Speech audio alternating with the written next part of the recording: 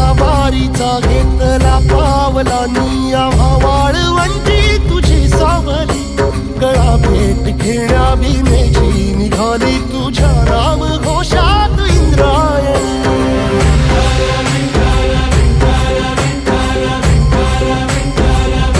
भिडे आसमंती ध्वजा वैष्णवांची उभी पंढरी आज नानावली तुझे नाव ओठी तुझे रूप ध्यानी जीवाला तुझी आस गाला गली जरी बाप साऱ्या जगाचा परी तू आम्हाले करांची